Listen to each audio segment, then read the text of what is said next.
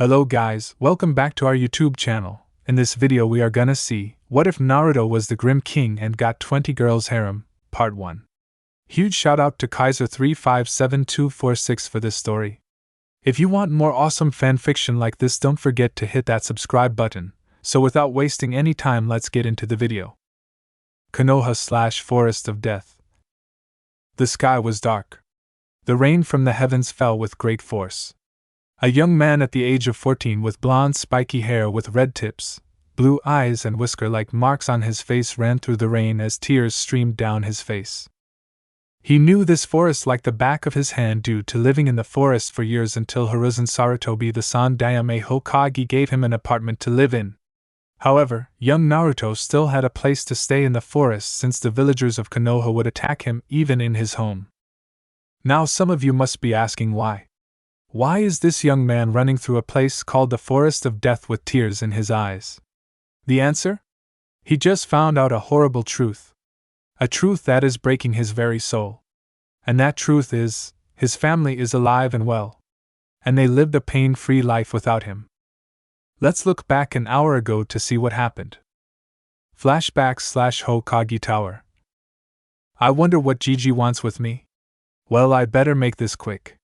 I need to get back home to Haku-chan, said Naruto. It has been 3 days since he and his team returned from the Wave mission. During the mission, Naruto and Ko met and fought Zabuza Momochi, the demon of the mist, and his apprentice/adoptive daughter Hakuyuki. After defeating the two of them and killing Gato, Zabuza went back to Kiri to help end the war while he asked Naruto to look after Haku when he saw that the two of them grew close to each other. Of course, the civilian council and Sasuke made a stink when she came to Konoha and tried to place her into a breeding program, but thankfully Hiruzen and Mikoto stopped that dead. Now Haku stays with Naruto in his apartment. He tried to convince her to sleep on his bed while he slept on the couch, but she did not budge. In the end, the two share the bed together. Naruto walked up the tower to the very top. He then knocked on the door. "Enter," said Hiruzen. Naruto then opened the door, and in the room with Hiruzen stands 2 adults, 3 teenagers and 2 children. The male adult has spiky blonde hair and blue eyes and wears a trench coat with a jonin vest. This is the Yandaime Hokage Minato Namikaze. The female adult has long red hair with purple eyes and wears a jonin combat uniform with a jonin vest as well. This is Kushina Uzumaki. The teenagers are around Naruto's age with 2 girls and 1 boy. One of the girls has spiky red hair that reaches her shoulders and purple eyes. This is Naruko Uzumaki Namikaze. The other girl has blonde hair that reaches her lower back with blue eyes. This is Natsumi Uzumaki Namikaze. The boy, however, looks just like Naruto except he has spiky red hair with blonde tips and purple eyes. This is Menma Uzumaki Namikaze. The 2 children are both girls around the age of 7. They both have red hair while one girl has blue eyes, the other has purple eyes. They are Akemi and Akane Uzumaki Namikaze. On all of the children's cheeks are whisker-like marks. Naruto is surprised to see other people in the room but also to see the Yandaime alive and well. Oh yes, Naruto knew of the Yandaime. He was Naruto's hero growing up in the village. So, to see him alive and well was a great thing. Too bad it will turn into a nightmare soon. "Hey Gigi. You called me?" asked Naruto. Hiruzen for the first time looked very uncomfortable in seeing Naruto this night. Not because he hated Naruto, no. He saw Naruto as a grandson, but he knew that after tonight he was most likely going to lose all respect and love from the blonde teen. "Yes, Naruto. I called you here for a very important reason," said Hiruzen. "So, what's up?" asked Naruto. "Well, you see, Naruto, these people are here to see you," said Hiruzen as anxiety builds even higher in him. Naruto then looks at the group and sees that they are smiling at him. Naruto is even more confused now. Why would these people want to see me, thought Naruto. "It is good to see you again, Naruto. You have grown a lot since we last saw you," said Minato. "Oh, you have grown into a handsome young man. I just bet you have to beat off all of the girls that want to be with you," gushed Kushina. Naruto is even more confused. Why is the Yandaime and this woman talking to him like they know him? Minato, Kushina, stop. I told you that there are some things to discuss before you can talk with Naruto, yelled Hiruzen. What do you mean, Hiruzen? Asked Minato. Yes, speak plainly. I have not seen my son in years, and I want to make up for lost time, yelled Kushina. Naruto is frozen at that. Did this woman just say that he is her son? But that is impossible. His Gigi told him many times that his parents were dead and gone. So, why is this woman saying that she was his mother? Kushina. Enough. I said that I need to explain a few things to not only Naruto but to you both as well, said Hiruzen. Naruto then looks at Hiruzen with a shocked expression on his face. He knew. His Gigi knew about these people and he lied to him for years. Naruto's anger was rising while his heart began to plummet into a very dark place. What do you mean, old man? Asked Menma. Can't we say hello to our brother? With the other teenagers and children nodding their heads. Naruto then snapped his head towards the teenagers and children in the room with wide eyes. The boy said, brother? That means that these children are his siblings. He has siblings and he never knew. Naruto then noticed that the older siblings had an energy that he knew all too well. The QB. Naruto sensed that the teenagers had some QB chakra in their bodies. Naruto then realized something: his siblings are like him. They too are Jinchurikis.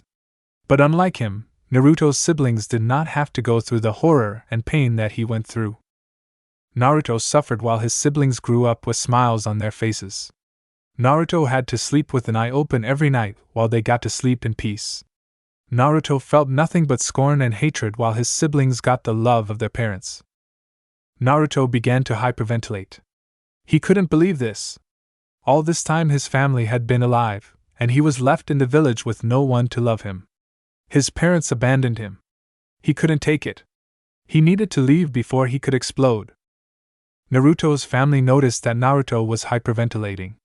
His parents went over to him. Naruto? Are you all right? Asked Minato. Sochi? Are you okay? Asked Kushina.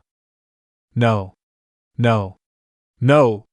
No no no no no no no no no no no no, yelled Naruto as he got out of his parents' hold and ran out the door. Naruto! Yelled Minato. Sochi! Where are you going?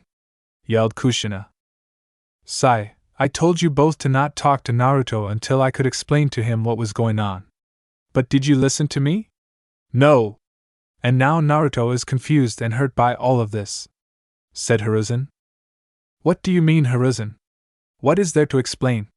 Asked Minato. Minato, Kushina and Naruto never knew about you, said Hiruzen. What? Yelled out both parents. The children are confused by this.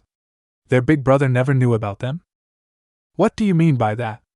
Yelled an angry Kushina. I mean that I was going to tell him when he was old enough to protect himself from your enemies. But I want to know how you are alive. The last time I saw you both were your dead bodies after the QB attack, said Hiruzen. Both Minato and Kushina are now very confused by this. What do you mean by that, Hiruzen? Did Jiraiya not tell you about what happened with the seal on my children? Asked Minato. What do you mean? What happened with the seal? Asked Hiruzen. I put the soul of the QB into Naruto, while I put 3 taels worth of power into Naruto, Natsumi, and Menma. But when the sealing was done, the energy tried to leave them and go back to the QB inside of Naruto. But the problem was that it was killing them in the process, said Minato. I see. Well, Jiraiya never told me this. I had seen your bodies next to Naruto. After that, Jiraiya left the village and had not returned since, said Hiruzen. Minato's and Kushina's eyes widen at that. What do you mean? Jiraiya told us that he and Tsunade were raising Naruto in the village for us since we had to leave to save all of my children. The only way to stop the QB's chakra from killing them was to wait for the QB to regrow its 9 tails in Naruto and for the energy in the others to stabilize. It was the hardest day of my life to leave Naruto here, said Kushina. Kushina, Jiraiya has not set foot in the village since you both died. And Tsunade has not been here since before you became pregnant. No one raised Naruto. I tried to help him, but the blasted council stopped me every time. They even stopped the other clans from adopting him as well, said Hiruzen. What? But we sent letters to Naruto almost every month, yelled Kushina. Hiruzen raised an eyebrow at that. You did? But Naruto never received a letter, not even once. Both parents are now shocked and scared. Hiruzen. What was Naruto's life like in this village without us? Asked Kushina with a shaky voice with both fear and anger in it. Hiruzen sighed and began to explain. After a half hour, both parents had tears of extreme sadness and rage falling down their faces. Their children are also crying out what happened to their brother. Both parents now understand why Naruto acted the way he did. He thinks they abandoned him when in reality both sides have been lied to and now a family is on the brink of destruction. Flashback end. So, now Naruto runs through the forest of death to his hidden home. The one place he could find peace in all of this madness, he finds himself in. After an hour of running and dodging the hostile wildlife, Naruto made it to his hidden home. It wasn't much, just a treehouse in one of the largest trees in the forest, but it worked for Naruto. It was so deep in the forest that no civilian would come here, and the only jonin that would come out this far was the crazy snake lady that made this forest her personal training ground. Naruto then made his way into his treehouse. He then went over to his bed that was in the house and laid on it. He let out more tears than all of the beatings he got over the years. The pain he got for those beatings was nothing at what he was feeling at this time. Why? Why did they leave me? What did I do wrong? Did I somehow make Kami mad or something? Or maybe I was an evil person in a past life. I don't get it. What did I do to deserve this? Yelled out Naruto. As Naruto sat in his treehouse, he is unaware of three beings around him. These beings mean Naruto no harm, for one wishes she could have done more for her champion. So, we are in agreement? Asked one of the beings with a male voice. Yes, Naruto needs all the help he can get. Plus, I want Naruto to have a better life than this. And the first step is to help him reconnect with his family, said a second voice, but it sounded female. I agree, brother. My children have done enough damage to our home world. It is time for them to do some good in this world. Plus, I want to see what the boy will do to that pervert when he gets his hands on him, said a third voice that sounded like a male. Very well then. Let us talk with young Naruto, said the first voice. Naruto was still in his tree house with tears falling down his face. He could feel his heart getting more painful as the minutes go by. Just as Naruto was about to collapse from exhaustion, a bright light surrounded him. And in a flash, Naruto was gone from his tree house. Unknown place. When Naruto opened his eyes, he noticed that he was in a purple void, with black skies and lightning sparking in the horizon. The landscape had purple crystals that had energy flowing out of them. Great. The worst day of my life just won't end, will it? Naruto asked himself. Not to worry, young man. Your day will change for the better, said a voice from behind Naruto. Naruto spins around and sees three people. 2 men and 1 woman. The 2 men look like twin brothers. One had blonde hair and blue eyes with a monocle on his right eye. He wears a white and gold suit and had an air of kindness but a strict look in his eyes. The other brother had black hair and red eyes with a monocle on his left eye. Like his brother, he too wears a suit that is black and purple with a bit of red on the cuffs for a bit of flair. This brother has an air of madness around him but also a sense of loyalty in him. The woman had to be the most beautiful woman he had even seen. The woman had long blonde hair that reached her but crystal blue eyes that you could get lost in. She wore a dress that hugged her godly figure well to the point that her breasts looked like they were about to break out of it. She has 16 golden white wings on her back, J-cup breasts, a plump butt and wide hips. To put in plain words, she is every straight man's perfect wet dream. Who are you? Yelled Naruto. Easy, kid. We mean you no harm, said the man in black. Yes, calm down, Naruto. You are safe here, said the man in white. Naruto eases a little bit but is still on guard. He then notices that the woman looks at him with sadness in her eyes. Okay, can someone explain where I am and why I am here? Asked Naruto. We can do that, said the man in black. But I think our lady friend needs to say something to you. Naruto then looks at the woman with a raised eyebrow. The woman then goes over to Naruto and pulls him into a tight hug. Naruto is shocked and blushing like mad at the hug and the fact that the woman's breasts are near his head. He then feels something wet on his shoulder. He then sees that the woman is crying. I am so sorry, Naruto. I never meant for this to happen to you, she said. What do you mean? Who are you? Asked Naruto. Allow me to explain. You may call me Light. The man to my right is my young brother Dark. The woman who is crying on your shoulder is Kami, said Light. Naruto is shocked by that. The woman who is hugging him and crying on him is Kami, the most powerful being in the world. Why are you crying, Kami-sama? Asked Naruto. I am crying because of my mistake done to you, said Kami. What do you mean? Asked Naruto. Kami lets go of Naruto and composes herself. She then looks Naruto right in the eyes. Years ago, I sent down a prophecy to about a person I have chosen to be my champion. It was my hope that those that knew of my prophecy would do the right thing, but one person perverted it for his own ends, said Kami. And so, your life took a turn for the absolute worst. You had to endure what no one but the worst of mankind deserves. The life you have lived was not the one you were meant to live, said Dark. So, because of a single person who tried to control what he should not have tried to control, I had to deal with hell after hell. Why me? What did I ever do to this person? Yelled Naruto. Nothing. You have done nothing to this person. You were just chosen for simplicity in his hope to control the prophecy. Know this, your parents did not have a hand in this. They thought that you were having a good life in Konoha, said Light. If they cared about me, then why didn't they tell me that they were alive? They didn't even write me a single letter to tell me that they loved me, yelled Naruto. That is not true, Naruto. They did send you letters. It's just the man they trusted did not give you them.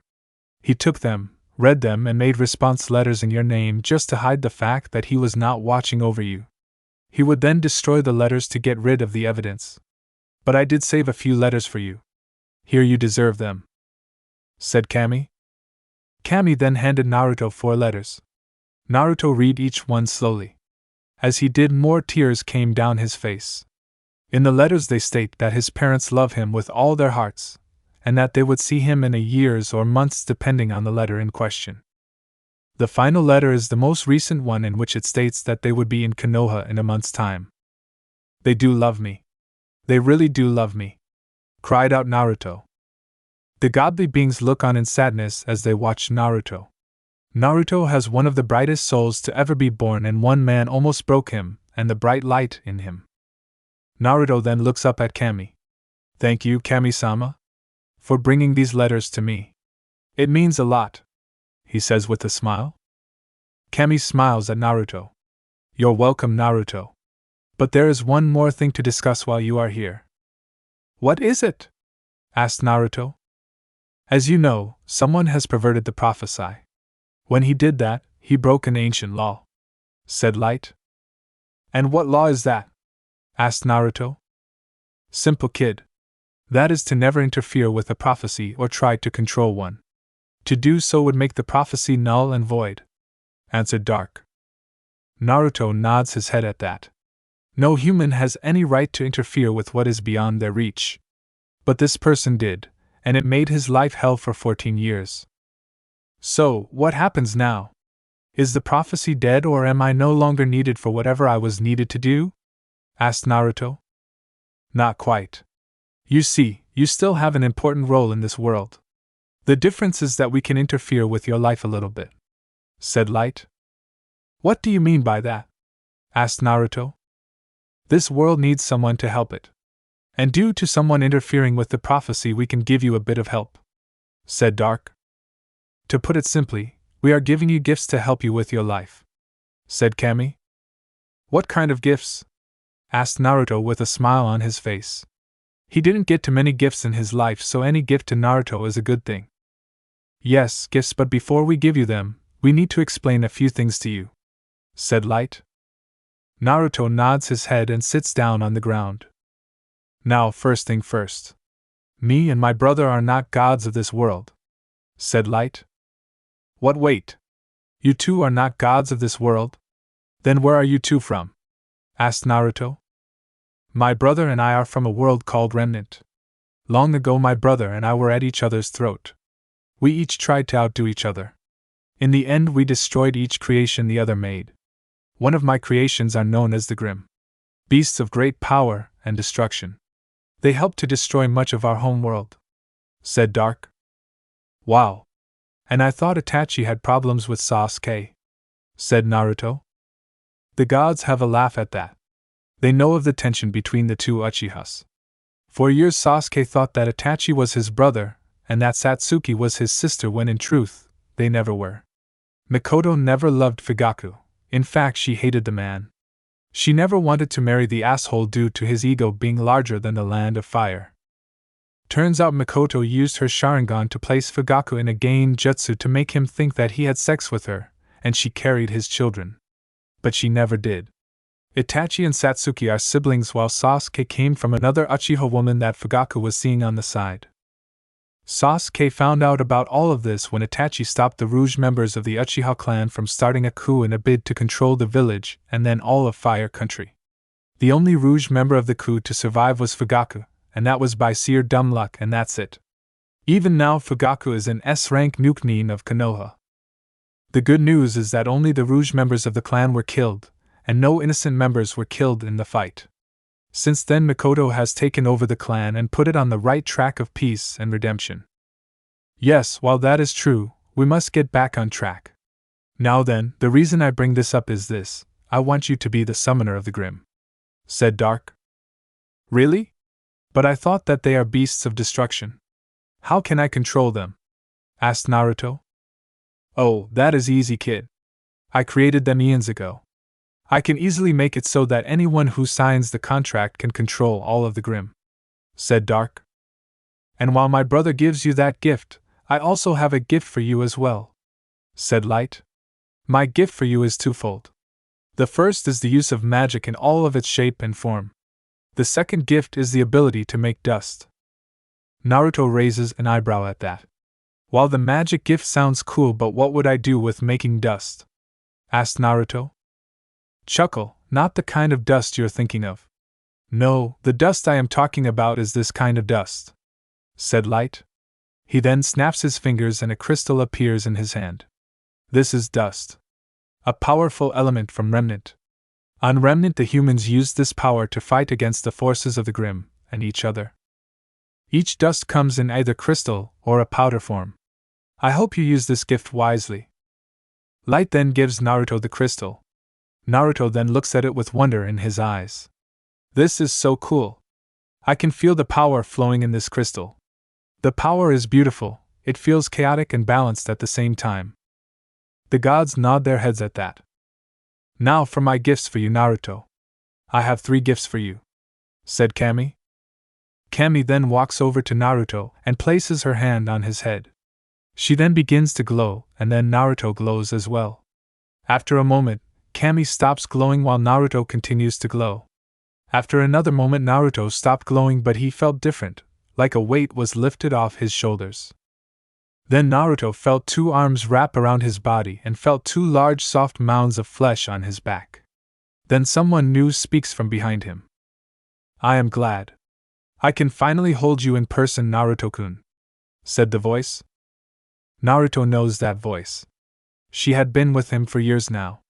Naruto turns around to see who had spoken. The woman looked around his age. She had long reddish-orange hair that reached her butt. She had beautiful red slitted eyes that held a lot of love in them. The woman had a red kimono on with flames on it. She also has a necklace around her neck with the kanji seal on it. She has a figure that any woman would want. An hourglass figure with E-cup breasts, long legs, wide hips and a plump butt. The most distinguished features on her are the fox ears on her head, the whisker-like marks on her cheeks, and the 9 fluffy red fox tails with white tips on the ends of them coming out of her back. Kurami? Asked Naruto. The fox girl nods her head. Yes, it is me, Naruto. Naruto hugs Kurami in a tight hug, which she returns fully. Naruto met Kurami years ago when he was 9. When he first met her, she had no idea who she was. Turns out the Sharingan used on Kurami affected her mind, and she lost her memories. Naruto spoke with her as much as he could. As the years went by, she remembered more of her past, but she still didn't remember of the night when she was sealed into Naruto. She didn't even remember when she was sealed away the first time. The two of them grew very close as the years went by. The gods then coughed to get the two teens' attention. The two blushed brightly when they remembered that they were not alone. Now Kurami, while it is nice for you to see Naruto in the flesh, we still need to discuss what I have done for Naruto, said Kami. The two nod their heads. They then sit back down on the ground next to each other. Now then, Naruto, as you have seen, I have released Kurami. But she is still connected to you, as you can see on her neck by the necklace, said Kami. Naruto and Kurami look at the necklace on her neck. There they see the symbol for seal on it. Why can't you release her from the seal? Unfortunately, since the seal was done by my brother, I cannot change too much of it, but I was able to modify it to let Kurami out of the seal, said Kami with a smile. I don't care about that. I am just glad that I get to be out of the seal and be with the one I have come to love, said Kurami. She then pulls Naruto into another hug which he returns. So cute. Now then, Naruto, said Kami. Naruto then looks back at Kami when she says his name. Your first gift is of course having Kurami with you at all times. Even now she is out of the seal, you will still have access to her chakra. The second gift from me is also twofold, in which I have given you 2 bloodlines. Those bloodlines are Dead Bone Pulse and Crystal Release. I believe those bloodlines will help you with the gifts given to you by Light and Dark. Thank you, Lady Kami, said Naruto. You're welcome, Naruto. Now my last gift is to awaken your semblance, said Kami. Naruto is confused by that, as is Kurami. What is a semblance? He asked. A semblance is the power of your very soul. Each person is different, and very few have the same semblance. When you awaken your semblance, you will get stronger than before due to your aura awakening as well. But even we do not know what your semblance will be. You and you alone must figure it out. But we know that you will, said Light with Dark nodding his head. Naruto had stars in his eyes at that. This is all so cool. So, how do you awaken my semblance? Allow me, Lady Kami, said Light. Kami nods her head and Light walks over to Naruto. Now Naruto stays still for just a moment. Naruto nods his head while Light places his hand on Naruto's forehead. For it is in passing that we achieve immortality. Through this, we become a paragon of virtue and glory to rise above all. Infinite in distance and unbound by death, I release your soul, and by my shoulder, protect thee. Naruto then glowed once again as his aura and his semblance was awakened. He then floated off the ground for a moment, as he then softly landed back on the ground. Whoa, that feels awesome, said Naruto with excitement. Kurami and the gods giggled or laughed at Naruto's excitement. Now Naruto, before we send you back, we also leave you with some knowledge on how to use these abilities, but it is up to you to figure out how to use these abilities to their fullest. Also, should you choose to, you can awaken other people's aura and semblances, said Dark as he left the void. Good luck, Naruto. Live a good long life. You only have the one and should live it to the fullest, said Light as he too left the void. I am sorry for what happened to you, Naruto. I truly did not want that for the beginning of your life, said Kami. It's okay, Lady Kami. You had no hand in my suffering. Thank you for the gifts, said Naruto. Kami smiles at Naruto. She then pulls Naruto into a kiss. This shocked not only Naruto but also irritates Kurami. After the kiss, Naruto has a blush on his face that only Hinata could rival. You're welcome, Naruto-kun. And Kurami, you shouldn't be jealous, since Naruto will need to take multiple wives in the future. So, you will have to share, said Kami with a small smirk on her face. Hump! It doesn't mean I have to like it, said Kurami. Naruto is totally confused by this. What are you both talking about? You will find out in time, Naruto-kun. I will see you again, Naruto-kun, and until then, stay safe. And with that, Kami snaps her fingers and Naruto along with Kurami disappear in a flash of light. Kami remains in the void for a moment. She then turns to see two other presences in the void. One wears a black cloak that covers most of his body, has long white hair, and has the air of death around him. This is the god of death, Shinigami. The second wears a black and red kimono that barely covers her impressive figure. She has black hair that reaches her lower back and purple eyes. This is the goddess of darkness, Yami. What are you two doing here? Asked Kami. You know the rules, Kami. We are not allowed to interfere in mortal affairs, said Shinigami. I know that, brother. But I also know of one loophole in the laws, said Kami. And what, pray tell, is this loophole? Asked Yami. Simple, Yami-chan. Should someone interfere in a god's domain, then said god or goddess in question is allowed to interfere as he or she sees fit, so long as the interference does not harm another god or goddess, said Kami. I see. But was it wise to ask for help from gods beyond our realm? Asked Shinigami. It is fine, Shinigami-kun. Besides, Naruto needs all the help he can get for what is to come in the future, said Kami. Giggle. Plus it does make Naruto much cooler than before. And I can smell a very peculiar scent on our dear sister, laughed out Yami. Kami glares at her younger sister as a blush appears on her face, while Shinigami just eyes at the scene.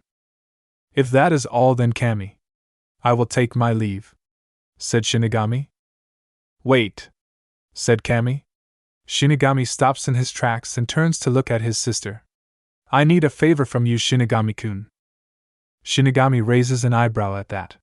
It had been some time since his older sister asked him for anything. What do you need? He asked. When the super pervert dies, I want his soul, said Kami in a dark tone that sent shivers up her siblings' spines. The last time she was that mad, a whole continent sank into the ocean.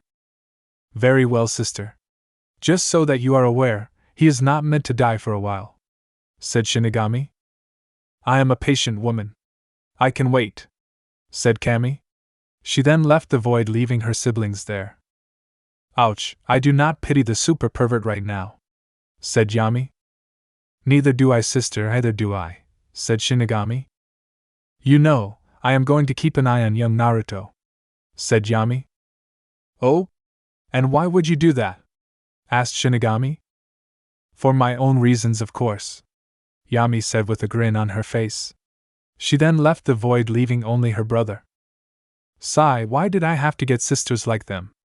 Shinigami asked no one in particular. He then left the void as well.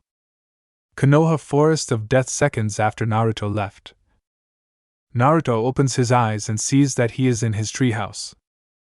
Was that all a dream? Asked Naruto. It was no dream, Naruto-kun, said Kurami. Naruto turns around and sees Kurami sitting behind him with a smile on her face. Naruto then hugs her. It wasn't a dream. Thank goodness, said Naruto. It's okay, Naruto-kun. I am here and I am not going anywhere, said Kurami. The two stay there for a few minutes, just enjoying each other's embrace. So, what do we do now? Asked Naruto. Well, I think we should go home and check up on Haku. It has been about an hour, and she is probably worried by now, said Kurami. Okay. But what about you? Asked Naruto. Simple, we tell her the truth, said Kurami. Really? Asked Naruto. Of course, said Kurami with a smile. I mean, you did tell her about you being a Jinchuriki days ago, so telling her that I am the QB no Kitsune will not be too much of a problem. Okay. Kurami. What do I do about my family? Asked Naruto. Kurami frowns at the question. I believe you should talk to them tomorrow. You have had a lot put on you for one day. As much as I don't like Minato for sealing me away years ago, I know that I was not in my right mind. But when you go to them tomorrow, keep an open mind. Remember what the letters and Kami have told you. You're right again, said Naruto with a smirk on his face. while Kurami puffed out her chest and made her breasts jiggle a bit. Okay, let's go home. Oh, can you change your appearance so that no one tries anything too stupid? Kurami nods her head at that. She then changes into a normal fox. She then jumps onto Naruto's shoulder and wraps herself around his neck. Naruto then left the forest. The rain had increased as Naruto entered the village. As Naruto walked down an empty street, he sensed a small number of weak chakra signatures following him. Naruto looks back to see around 12 villagers with blunt weapons in hand. Well, we found the demon walking around late at night. What are you doing, demon? Looking for innocent people to kill? Asked the lead civilian. Why can't you idiots leave me alone? All I am doing is going home, said Naruto as Kurami is snarling at the idiots. We will never stop until you're dead, demon. And when we are done with you, we will pay a visit to you, demon whore you got in your place, said another idiot with a lust-filled smirk on his face. Naruto is now seeing red at that comment. You will not touch her. Oh? What are you going to do? Touch any of us and the council will have you executed in a flash, said the lead civilian with a grin as the rest of the group laugh at that. Naruto snarls at that but then gains a wicked smirk on his face. You're right. I cannot touch you. But my friends can. Kurami then grins a fox grin and laughs when she figures out what Naruto is going to do. Oh? And who are these friends of yours, huh? Some demon traitors? Well, bring them on. We will kill them, and you can watch as they die for you, and when they're dead you will join them, yelled the lead idiot. Naruto then smirks. Very well then. Naruto then uses his new magic powers to summon a few Grimm. For Beowulfs to be exact. The civilians backed up in absolute fear. That fear caused the Beowulfs to notice them. Meet my Grimm summons. These fine specimens are called Beowulfs. And right now, they are hungry. The civilians are now terrified as the giant wolves stalked closer to them. Boys, sick 'em. The Beowulfs howled into the night sky and pounced on the civilians. The 12 idiots stood no chance at survival as the Beowulfs ripped and teared the idiots apart piece by piece. Due to the heavy rain, no one, not even the ANBU, heard the cries of pain nor the begging of mercy from the fools who tried to harm Naruto. When the Beowulfs were done, they went over to their new master and bowed to him. Nice job, you guys. And thank you for helping me, said Naruto as Kurami yipped at the wolves as well. The Beowulfs then howled and then disappeared in a poof of smoke. Naruto and Kurami then went back to walking to Naruto's apartment, this time without interruptions. It was on this night that a new power was born. A powerful force born of two worlds. A world of ninjas and a world of bloody evolution. On this night a king is born. The Grimm King. Naruto's apartment. The rain was still coming down in buckets. Naruto and Kurami had just reached his apartment, while Naruto was in a deep thought. The power behind the Grimm is impressive. But I need to be careful with it. I do wonder what I am going to do with my family. I know that others I trusted knew of them but were probably ordered not to tell me. I will hear them out first before I make my decision about them, thought Naruto. Naruto then looked at his apartment to see more graffiti on it. Demon. Monster. Murderer. And those were just written a few hours ago since some of the paint was washed off. Naruto and Kurami growled at it. Hey, this place may be a shithole, but it was still his home. Naruto then had an idea. Using his magic, he summoned some more Grimm. 10 Nevermores and 10 Ravagers. The Nevermores look like ravens with black as night feathers and the normal skull-like masks on their faces. The Ravagers look like bats with bones pieces on their bodies and red wings. The Nevermores are the size of normal birds while the Ravagers are the same size. All Grimm come in different sizes, like the Nevermores ranging from normal-sized birds to being bigger than a house. I need you guys to stay outside and keep watch.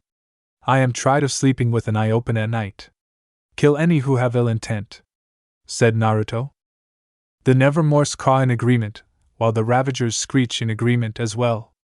The Grimm then fly up to the roof of the building with the Nevermores perched on the sides while the Ravagers latched on to the sides of the building upside down like normal bats. Naruto smiled and went into his home. As he walks down the halls, he sees more graffiti on the walls. They had been here ever since he moved in. He makes his way over to his apartment and unlocks the door. He opens the door to find a room that is completely different to the halls. Naruto takes great pride in maintaining his home, but due to the landlord letting people into his home, it is not easy. "Naruto-sama," said a female voice. Naruto and Kurami turns to see a girl around the age of 15 in a pink sleepwear with black eyes, long black hair and D-cup breasts. She has a beautiful smile on her face. This is Hakuyuki, Zabuza's adoptive daughter. "Hey Haku-chan. Sorry I took so long. It was a lot more complicated than I thought it was going to be," said Naruto. "It's okay, Naruto-sama. I was just worried that you might have gotten hurt in the storm," said Haku. "I am fine, Haku-chan. Just a little wet is all," said Naruto. "So, what did the Hokage want with you?" asked Haku. Naruto goes silent at that. Haku is surprised at this, as Naruto has always been a cheerful person. But the answer doesn't come from Naruto but the fox around his neck. Naruto-kun found out some things that were hidden from him for years now. And found out that someone has been trying to make his life miserable, said the fox. Haku blinks at the fox a few times before she turns to Naruto. "Did that fox just talk?" she asked. Naruto and Kurami laugh at the question. "I have a lot to explain, Haku-chan." For the next 2 hours, Naruto and Kurami explain everything that happened. From Naruto finding out that his family is alive and well, to Naruto's emotional breakdown, and to the reveal from 3 gods that someone had been manipulating a lot of people just to make Naruto isolated and alone. And to Naruto gaining some amazing gifts from the 3 gods. Haku had her pride swell a bit when she heard that Kemi is a woman, but she kept that to herself for now. Right now, Haku is hugging Naruto with all her might to show that she is there for him no matter what. "I am so sorry, Naruto-sama. This should never have happened to anyone, let alone you," said Haku. "It's okay, Haku-chan. It is not your fault," said Naruto. Kurami, now in her human form, looks on at the scene and smiles. She then lets out a yawn since it is now past midnight. As much as this scene is cute, I think it is time for bed. "So, let's all get some sleep," said Kurami. She then takes off her clothes and starts to take off Naruto's clothes as well. "Kurami, what are you doing?" asked a flustered Naruto while Haku was blushing up a storm. "Helping you get ready for bed, duh. I have been waiting to feel your warmth, as I sleep for years and I will not wait another day," said Kurami. Knowing that the fox girl cannot be dissuaded, Naruto sighs and gets ready for bed. Haku also gets ready and the 3 sleep in Naruto's bed. It was a little tight, but the 3 finally fell asleep. However, the night was not over, as a few idiots would try, and I do mean try, to hurt Naruto this night. Outside Naruto's apartment, a group of 15 villagers are walking in the rain towards Naruto's apartment to kill him in his sleep. Their anger and hatred permeate their bodies. On any other night this would not be noticed, but tonight their anger and hatred were smelled by the Grimm that guard their master's home. "Okay. Tonight the demon dies. We will have vengeance for our families and those killed by the fox years ago," said Idiot 1. "Come on then. My husband and son were killed years ago, and I want revenge now," said Female Idiot 1. The group nods their heads and begin to move closer to the apartment. But as they get closer, they begin to see red dots in the darkness. The red dots unnerve them as more and more dots light up in the pouring rain. The first idiot moves to the door but is stopped by a sharp feather to the head. He falls down to the ground as the group screams in fear. This fear awakens the rest of the Grimm, and they attack. The Nevermores plucked out the eyes of a few villagers while the Ravagers ripped the throats out of a few people as well. After a few minutes all of the idiots were dead on the ground as the rain swept the blood into the sewers. The bodies remain in the road for the people to see in the morning. And what a day it will be! The next day. This was not how the Uzumaki Namikaze family thought the reunion of their son was going to go. It was supposed to be a happy moment full of hugs and laughs. But what they got was pain and anger. The anger was not pointed at their son, no. It is pointed at the people who hurt their son in ways that no one deserved. After the family went to the Namikaze compound, Minato and Kushina went through all of the letters they thought were from their son and found out that most correspond with the day in which Naruto was hurt in some way. It pained them to no end that the village that they worked so hard for had gone and spit on their legacy. The next morning, Minato and Kushina went to a council meeting to find out what the hell happened while they were gone, and why no one wanted to help their son. When the meeting started, Minato was punched in the head by Mikoto, and then kissed by her when he got off the ground. And then punched again. Turns out Mikoto had married Minato in secret with Kushina in on the whole thing. When she heard that Minato and Kushina had died, she was heartbroken. Mikoto had on hundreds of occasions tried to adopt Naruto, but Fugaku would stop her at every time.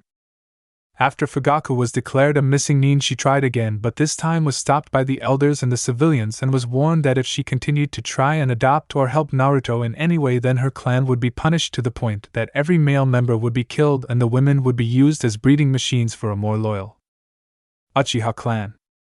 And so, with a heavy heart, Mikoto had to stop, at least openly. In the shadows, she and the Uchiha clan helped Naruto as much as they could. Mikoto even told Itachi that Naruto is his brother, but told him to not say anything to him until the time was right.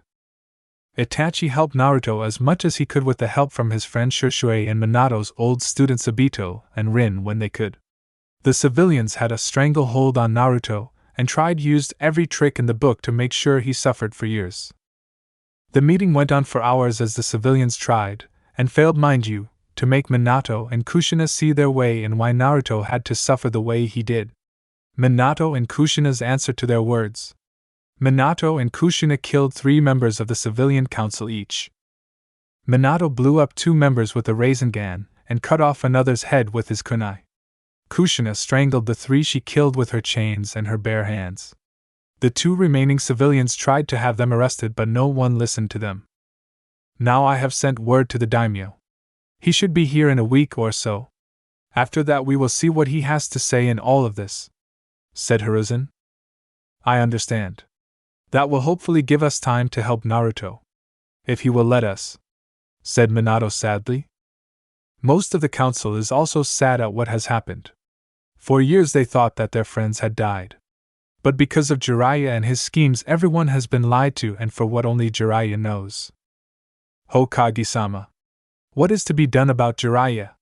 This is a major betrayal of the village, said Hayashi. Sigh, for now, nothing. Jiraiya has not set one foot in the village for years, and now it makes sense as to why that is. I have sent out an order for him to appear before the Chunin exams in a few months. When he arrives, we will capture him and find out, said Hiruzen. Most of the council agrees with that, while the elders voice their disagreement. Is that wise, Hiruzen? Asked Koharu. Yes. I say we leave Jiraiya to his spy network. We need information to come in for the betterment of Konoha, said Hamura. Silence. Jiraiya has a lot to answer for, and I will find out why he did this. And it is Hokage-sama until Minato takes the hat back, or I will have the 2 of you gutted like a damn fish, yelled Hiruzen. The 2 elders pale at that. Hiruzen still holds a great deal of hate for his 2 former teammates for the pain they put Naruto through. What about Tsunade? What will happen to her? Asked Kushina. I have sent out a letter asking her to help heal my old back. Her Hippocratic oath will bring her here, and we will find out if she is with Jiraiya in any way. But I highly doubt it, said Hiruzen. The clan heads nod at that. The meeting went on for another hour until an ANBU enters the room. My apologize, Hokage-sama. But there is a problem in the village, said the ANBU with a rhino mask. What is it, Rhino? Asked Hiruzen. We have 12 dead civilians, Hokage-sama, said Rhino. The council is shocked to hear that. How did they die? Asked Choza. Well, it appears the 12 died late last night. From the looks of things, we believe it was an animal attack, said Rhino. What kind of animal? Asked Inoichi. From the bite marks, the Inuzukas believe it was wolves. But they are unable to ID what kind of wolves, answered Rhino. Who found them? Asked Sum. It was your daughter and Rinsan who found the remains of the civilians. And trust me, there wasn't much left, said Rhino. The council is silent at that. Somehow 12 civilians were attacked by wolves in the village. But before they could think on how that was, Rhino continues. Also, there was a scent near the attack that the two knew, said Rhino. Whose scent? Asked Shibi. Rhino gulps at that. He then looks at Minato and Kushina almost like he wishes he wasn't about to answer this question. Hana-san and Rin-san believe it was Naruto, Hokage-sama, answered Rhino. The council is silent once again. It was broken by a banshee, my mistake, I mean by Councilwoman Mabuki Haruno aka Sakura and Sakuri's mother. I knew he was a monster. He needs to die right now, yelled Mabuki. Shut up. My son is not a monster, yelled Kushina. Oh? Then tell me why he killed those civilians, yelled Mabuki. Maybe it has something to do with the fact that almost every civilian tried to kill him might have something to do with it. Have you ever thought of that? Asked Minato. Whatever. The QB brat is not even human anymore. So, he doesn't have any rights. He is just an animal that needs to be reminded that he is nothing in this world, said Mabuki. Minato and Mikoto had to hold back Kushina from killing the pink-haired banshee. Hiruzen didn't mind the two when they killed the other 6, but Mabuki has people in the daimyo's court, and couldn't be touched, for now. Enough. Minato, Kushina, let's go and see what happened. I doubt Naruto would do this. But we should go and see all the same, said Hiruzen.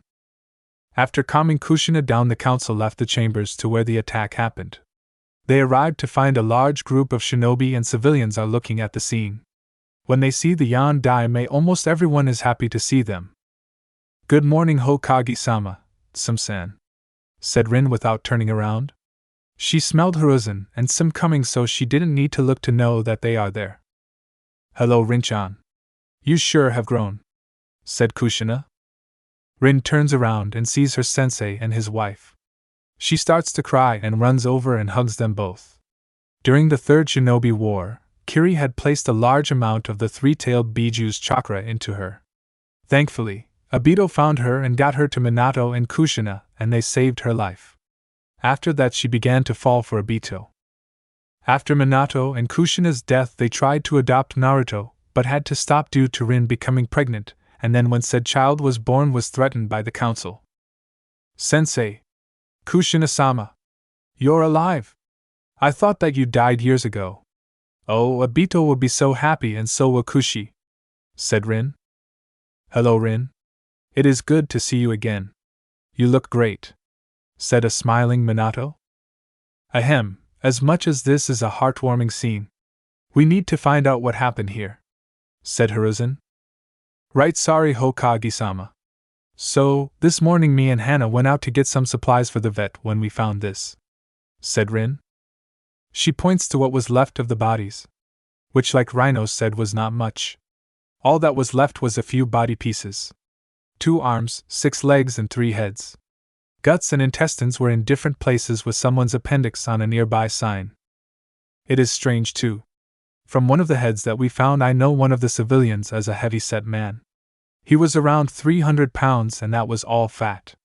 And he was thrown like a rag doll based on the damage to his head, said Hana. How do you know this man? Asked Tsum. He tried to force himself on me one night when I was drunk from drinking too much with Anko. Fortunately, Itachi helped me out of that, said Hana. Hiruzen is silent as he looks at the damage. Whatever this was, it had to be powerful if it could throw a 300-pound man like nothing. It was then an idea enters his mind. Hana-san, how many wolves are we talking here? Because I doubt a single wolf could kill 12 men in seconds by itself, said Hiruzen. I think 3 or 4, sir. From the looks of the scratch marks, there was definitely more than one here, said Hana. It was at this point that someone called out to Minato and Kushina. Tu-san, Ka-san, yelled out a voice. The group looks over to see Menma, Naruko, Natsumi, Akemi, and Akane walking over to them. Hold up, you 5. This is no place for any of you, said Minato. What is going on, Dad? We heard from a few people that Naruto Onii-chan killed some people of the village. We just want to find out if that is true or not," said Natsumi. The Hokage and clan heads grumble at that. It seems that the elders are spreading rumors about Naruto again. We are in the middle of investigating right now. As it stands, we have no evidence if Naruto did this," said Minato. "Yeah, but if what we were told last night, Naruto Aniki has a lot of reasons to lash out at the village," said Menma. "While that is true, we still need to find out if he did and the reason why he did if he did this," said Minato. "Minato, you don't think Naruto would do this on purpose, do you?" asked Kushina with a bit of fear in her voice. She doesn't like the idea of her son killing for no reason. Sure, she and Minato killed those idiots in the council room, but they tried to legitimize hurting her son. And as an Uzumaki family comes first. No. I doubt Naruto would kill for no reason. For all we know, these civilians tried to kill him last night, as he was walking home," said Minato. As the group was talking, another ANBU agent appears in front of Hiruzen. "Hokage-sama. A large group of people are mobilizing towards Naruto Uzumaki's home," said the ANBU agent with a mantis mask. "What?" yelled the group. "What do you mean, mantis?" yelled Hiruzen. "It appears that more than just these 12 people did not make it home last night and blame Naruto for their disappearance. The group is moving to Naruto's apartment as we speak. Weasel, Raccoon, and Crow are en route to try and stop them, but due to the large numbers they are waiting for you to tell them what to do," said Mantis. "Very well. Let us go," said Hiruzen. "All right, you 5 go back to the compound and wait for us there," said Minato. "No way. Onii-chan is in danger, and we want to help," said Naruko. "Naruko, sweetie, listen to your father. We don't want any of you to get hurt," said Kushina. "Mom, Dad, you both trained us to be ninjas. You both told us that family is the most important thing in this world. Naruto has been without any family except for those that helped him all of his life. Right now, he most likely thinks we don't care for him. Let us help you to prove to our brother that we care for him like the family we were meant to be," said Menma. The group is speechless at that. But bright smiles appear on Minato and Kushina's faces at that as their other children agree with their brother. The clan head and Hiruzen are impressed by Menma's words. "All right then. But you, Naruko, and Natsumi need to keep an eye on Akane and Akemi, okay?" said Minato. The teens nod their heads in agreement. Naruto's apartment. Naruto, Kurami, and Haku are still in bed even though it is well past noon by this point. The 3 had been up late last night and needed the rest. But a tapping at the window was getting their attention. Naruto wakes up to the sound of the tapping and looks to the nearest window to see one of his Nevermores trying to get his attention. Naruto tries to get out of his bed but was stopped by the bodies of Kurami and Haku. Sighing, Naruto makes a shadow clone and switches with it. He goes over to the window to see what the Nevermore wanted. He opens the window, and when he does, he sees what the Nevermore was trying to tell him. "The villagers are being stupid again, aren't they?" asked Kurami from behind Naruto, naked as the day she was born. "Yes. They just won't let up on trying to kill me. They still think that I am you, my dear. But I don't blame you for what has happened to me. The villagers are doing this of their own volition, and no one is forcing them to do this," said Naruto. Kurami smiles at that. She then hugs Naruto with her breasts pressed up against his back. "I know, Naruto-kun. I love you so much. Anyone else would have hated me for what had happened to them, but not you." The 2 stay there for a moment until Kurami talks again. "So, what are we going to do?" "We are doing nothing. I am going down there to stop them myself," said Naruto. "I am not letting you go alone, Naruto. I am with you no matter what," said Kurami with determination in her voice and conviction in her eyes. "As am I, Naruto-sama. You have helped me ever since we first met. And you did not ask for anything in return. For that I am eternally grateful. So if you are going down there to face those fools, then I am with you," said Haku. Naruto looks at both girls and sees that there is no way he is going to stop them. "Sa, I guess that there is nothing to change your minds, right?" Naruto asked. Yes, we are with you through hell and back, said Kumari with Haku nodding her head. Well, alright then. Let's go deal with these idiots, said Naruto. Hold up, Naruto. I have something for you, said Kurami. She then forms some chakra and makes some clothes appear in her hands. This is for you. I made this last night while we talked. I don't want my man to walk around like a human target that you can see in the darkest of nights. Naruto looks at it and smiles. Thank you, Kurami. Naruto takes the clothes and kisses Kurami on the cheek. He then goes into the bathroom and puts on his new clothes. While Naruto does that, Kurami and Haku puts on their clothes. Though Haku does glare mildly at the Kitsune girl. Kurami rolls her eyes when she sees Haku glaring. Look, I know that you love Naruto. But Kami told the two of us that he needs to take on multiple wives. And as much as I don't like the idea to share, I also know that he needs as much love in his life after everything he has been through. So, truce for Naruto's sake? Asked Kurami. Haku thinks on this, and then nods her head. For Naruto, truce. Haku then shakes Kurami's hand. Naruto then comes out of the bathroom and the girls blush at what they see. Naruto is now wearing a black t-shirt with a red and black coat over it. On the coat is bone-like ornaments like the Grimm around his ribs and on the sleeves. He wears black ANBU pants with bone pieces on the legs. Naruto now wears red and black combat boots with Grimm skulls on the boots. Naruto also has fingerless gloves with the Grimm symbol on the back of them. On the back of the coat is the Grimm symbol and a picture of a nine-tailed fox with its tails wrapped around the symbol. Naruto is also carrying a Grimm mask, a Beowulf mask to be exactly. Well? How do I look? Asked Naruto.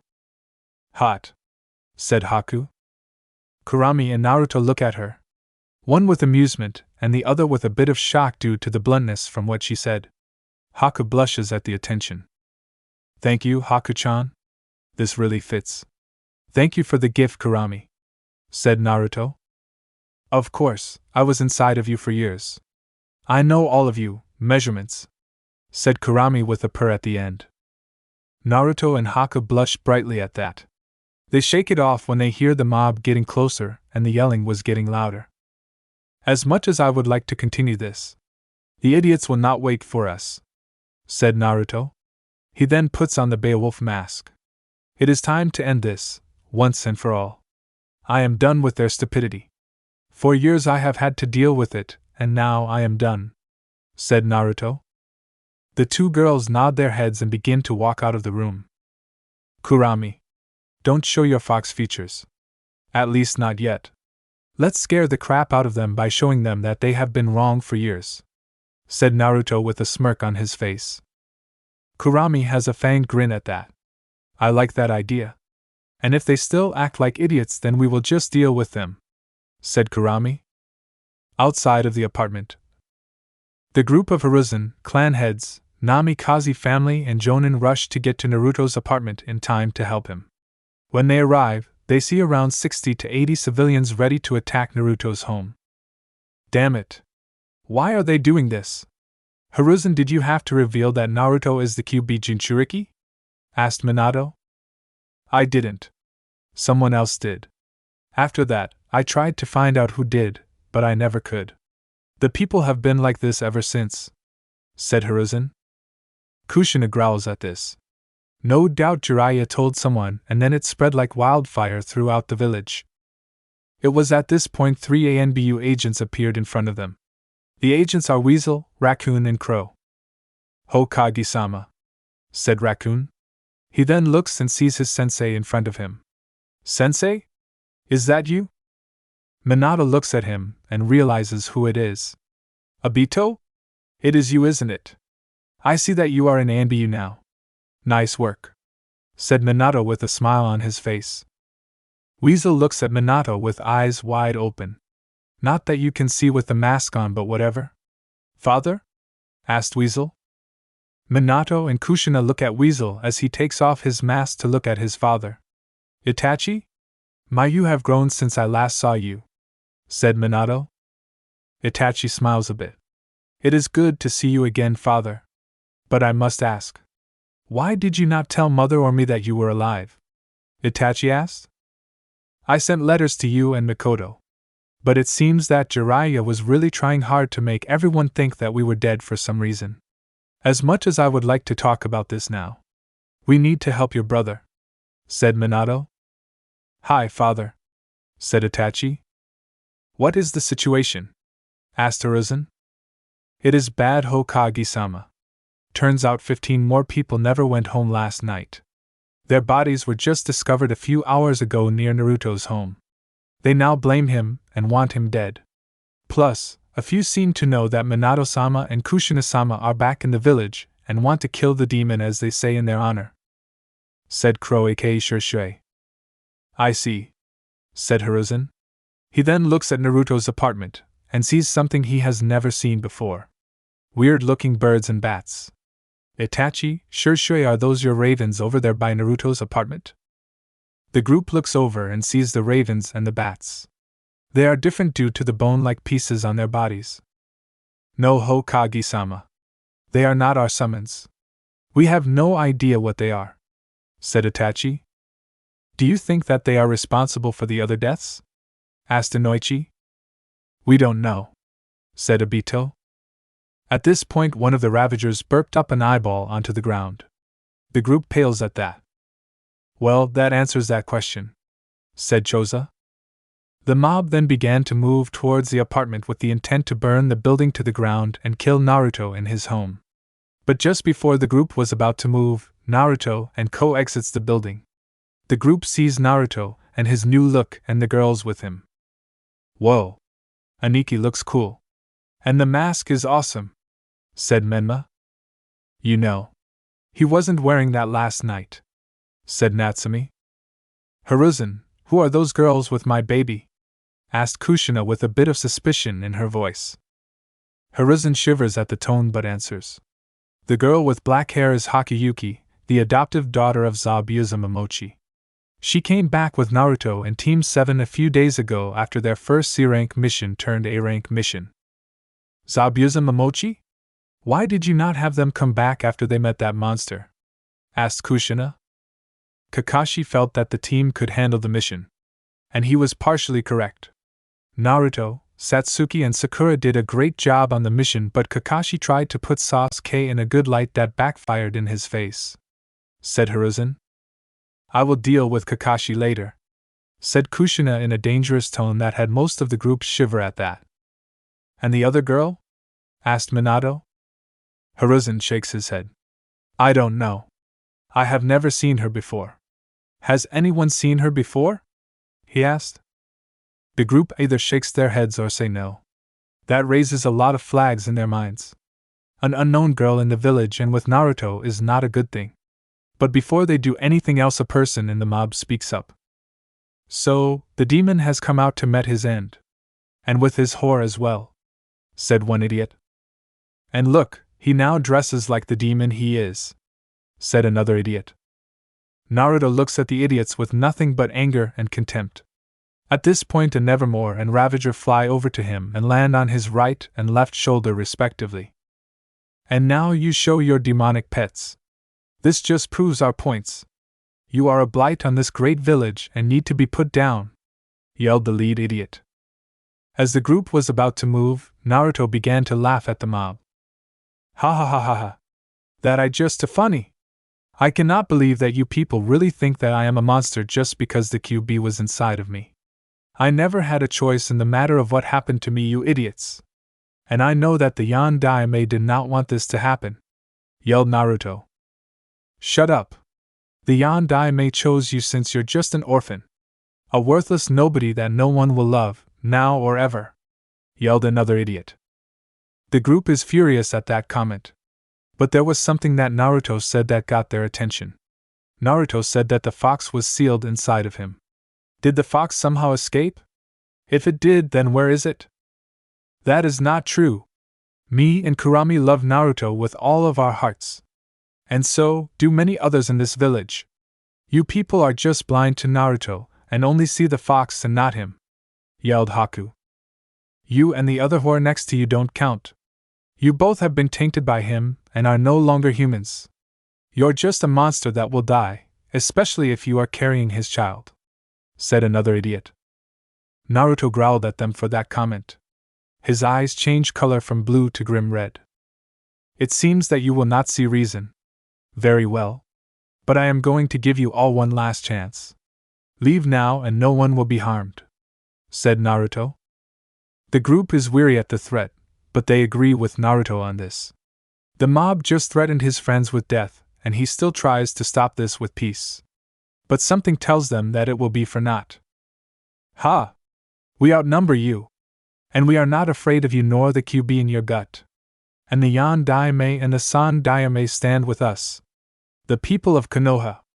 We are the chosen people of Kami, and we will no longer live in fear of you, raved the lead idiot. Minato and Hiruzen is furious at that. Like hell they are with this group of morons. But before they can go down and stop this, Naruto speaks again. And what he says scares everyone who hears it. Ho ho. You hear that, Kurami? They don't fear the QB anymore. Why don't we test that, shall we? Asked Naruto with a grin under his mask. Kurami grins like a mad woman. I agree. Let's see if they truly don't fear the QB anymore. And with that, Kurami lets out her fox features. And it was in that moment the fear of the QB is brought back into the souls of the civilians who stood in front of Naruto and Ko. The civilians and shinobi alike are shaking in fear. The QB somehow got out of Naruto. And it looks like she is listening to him. The shinobi can't tell if that is a good thing or not. While the civilians practically crap their pants in fear. Well, it seems that they are still afraid of you, my dear Vixen. All that bluster, and they still fear you when in front of you, said Naruto with great amusement in his voice. Said Vixen is enjoying the fear on the civilians' faces. Oh, I agree, my Grimm. I do love the look of fear on their faces. As they should. But some of the idiots get somewhat of a backbone and start to talk back to them. It doesn't matter. We still will kill you and you who are next to you. We are the chosen people. And we will not fall to a monster like you, yelled the lead goon as the rest of the mob starts to yell in agreement with him. Naruto is now through with these idiots. So you still wish to hurt me and those I love, huh? Then I will stop you all. I will protect those I love. For that is my ninja way, yelled Naruto at the top of his lungs. At this point his whole body begins to glow. His eyes glaze over for just a second. And in this moment his semblance is revealed to him. The Nevermore and Ravager fly off Naruto's shoulders and go back to the others. Naruto then looks to Haku. Haku-chan. Do you trust me with your life? Asked Naruto. Haku looks into Naruto's eyes and answers with not a shred of doubt in her voice. For the rest of time and beyond. Naruto smiles and places his hand on her shoulder. They both begin to glow brightly. When the light faded, only one person was left in their place. The person looks like Naruto but now has long black and blonde hair. His eyes are blue in the right and black in the left. As one we stand to freeze all who stand in our way, said the person in both Naruto and Haku's voice. Naruto/Haku then look at the villagers and begin to speak. We have given you multiple times to walk away. But you still insist in hurting us and those we love. No more.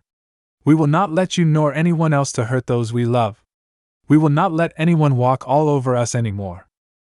Naruto/Haku then used their magic abilities to put the Nevermores and Ravagers away, but to also summon 10 Beowulfs with an Alpha Beowulf and 10 Ursa and an Alpha Ursa as well. The two groups are shocked to see this.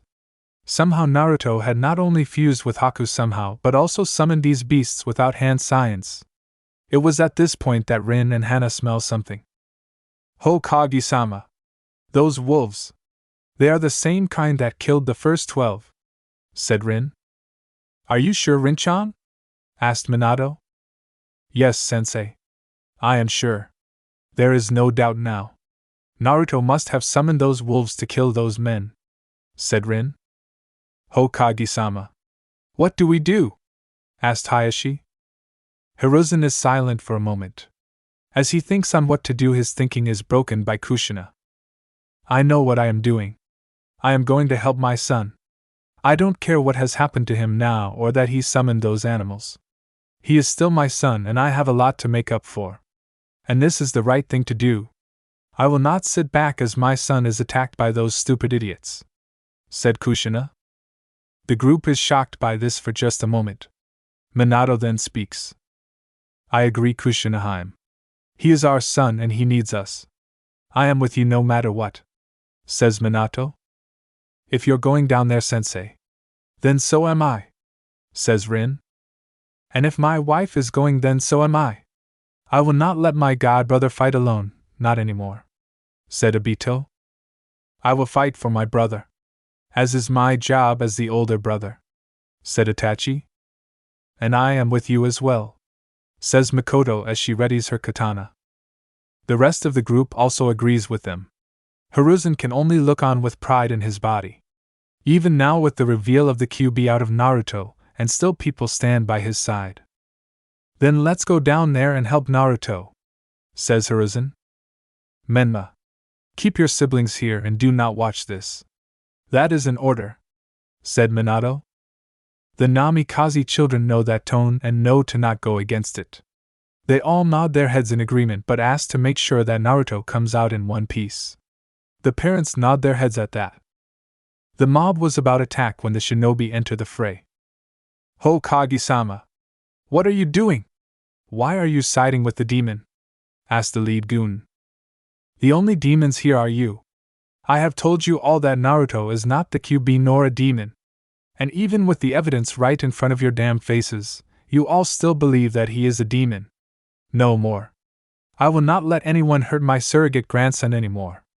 I should have done this years ago, but now I will fix my mistakes on this day. Everyone. The people in front of you are traitors of the village and its principles, and they must be put down, says Hiruzen.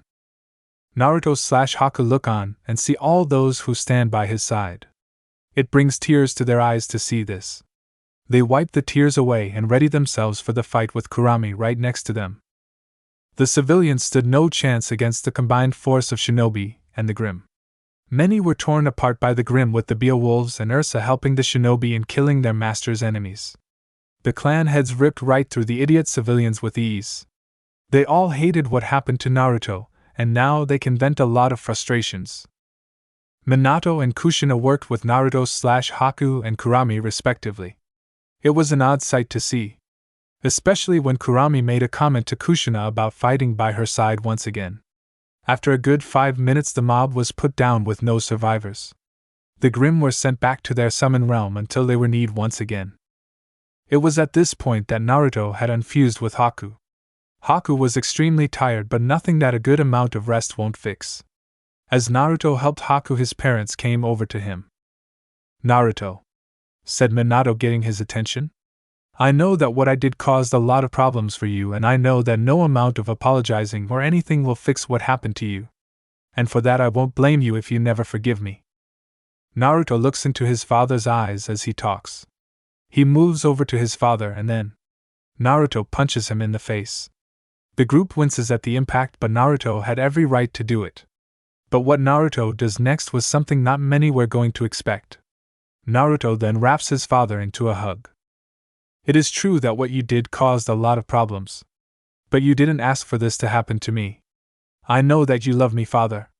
If it wasn't for you or mom, I wouldn't be here right now, and for that I will always love you, said Naruto with tears falling down his face. Minato hugs his son back as his own tears fall down his face. Kushina runs in and hugs her husband and her son with tears also falling down her face as she holds her son for the first time in 14 years. It was then when the rest of the Uzumaki Namikaze family run into the hug with tears falling down their faces as well. For the first time in years they are whole. They are a family now and forever. Konoha Council Chambers.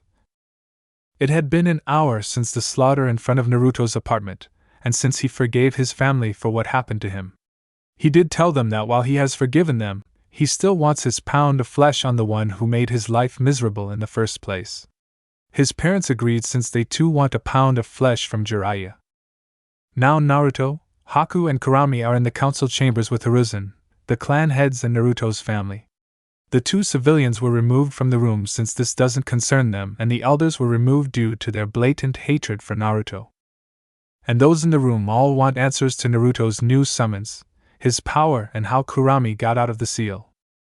So, Naruto-kun, I have to admit, I am worried about you, said Hiruzen. If you're talking about Kurami, then you don't need to worry.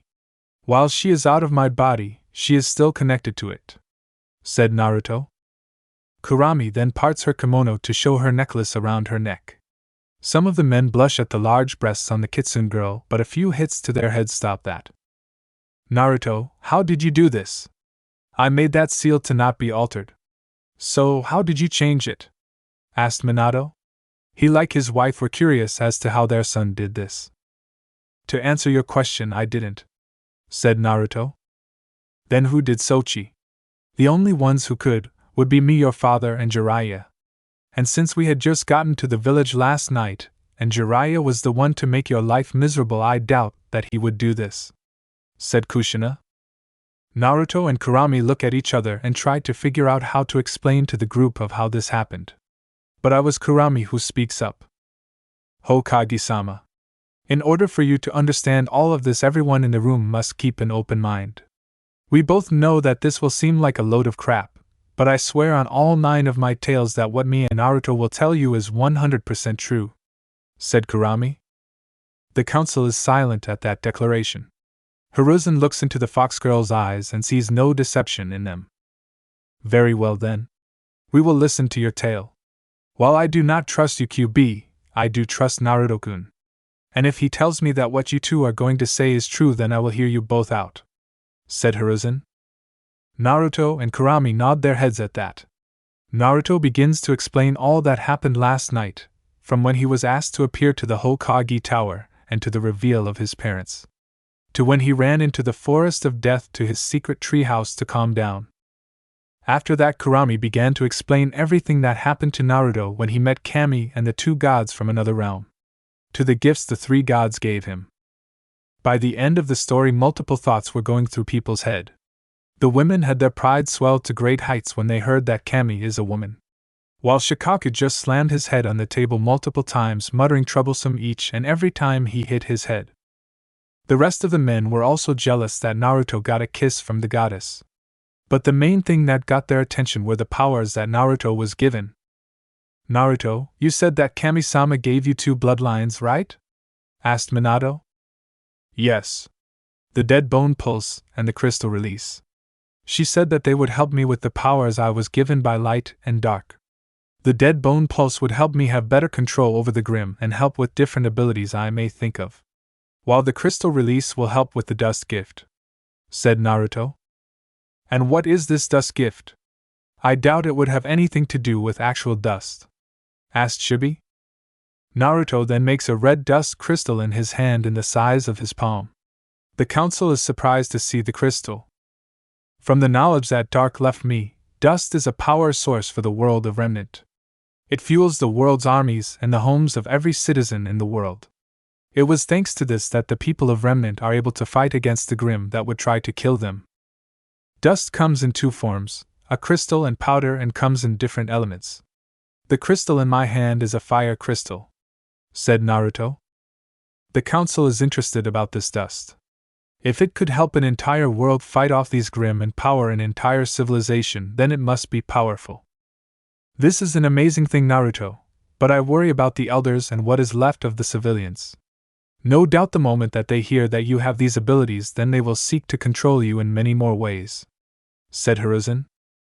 Like hell am I going to let those old farts nor those idiots to control my son for a second longer, yelled Kushina.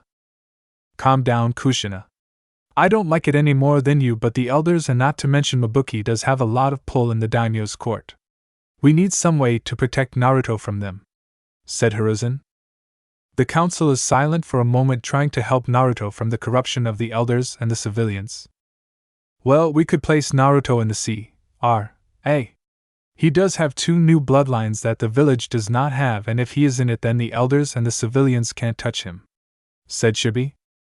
Minato had to agree with the idea, while Kushina was a little against the idea, but she did not want her son to be stuck in a situation that could cause even more problems later. Plus, Shikaku did mention that the council could activate it at a later time and force different women into Naruto's life that did not love him. After a few hours, they all agreed that Naruto would be placed into the sea, for his own safety. With him in it, Naruto is not only protected from the old fools who wish to see him as nothing but a weapon, but it also stops the civilians from forcing anyone or anything on him.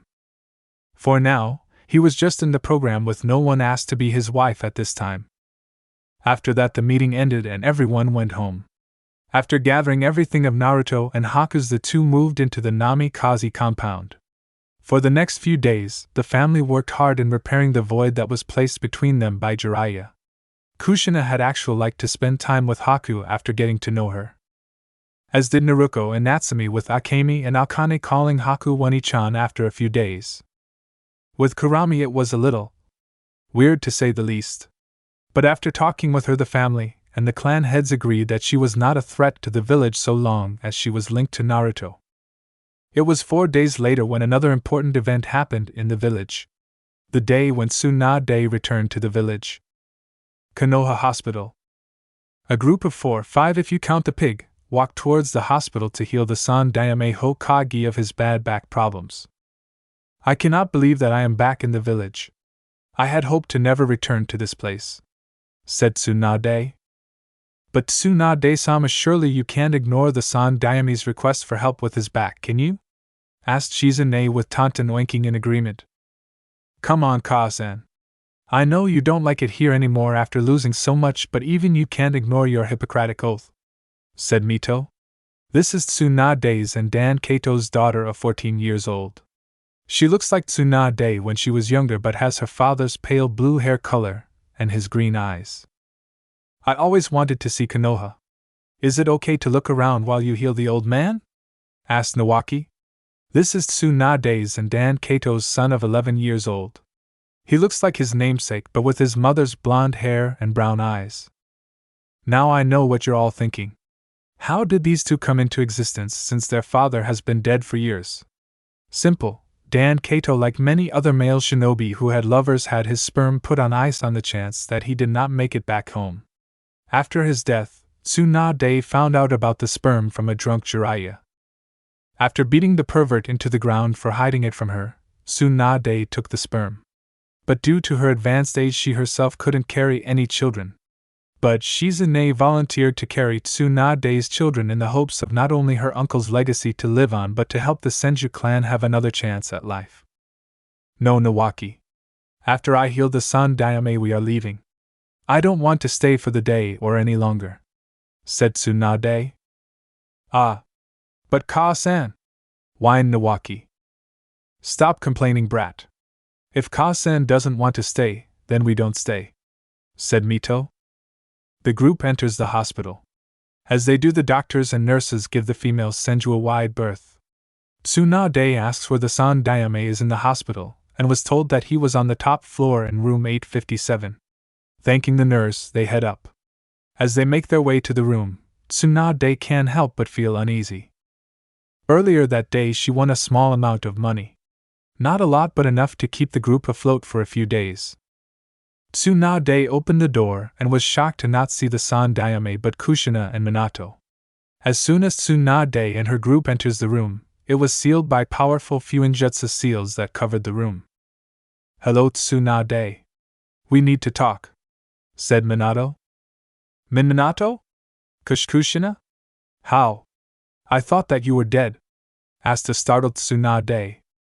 Not dead. Just away for a time due to what happened on that night, said Minato. Tsunade is shocked at this. Some of the people that she thought that she lost were actually alive. But before she could be happy about this, Kushina spoke in a dark tone. Now, Tsunade, maybe you can explain why you didn't raise my son like we asked when we made you his godmother, said Kushina with a dark tone. Tsunade looks at Kushina with confusion. What do you mean? I was told that you, Minato, and your son died years ago, she said. But then realization creeps onto her face. Oh, Kami. Your son is alive, isn't he?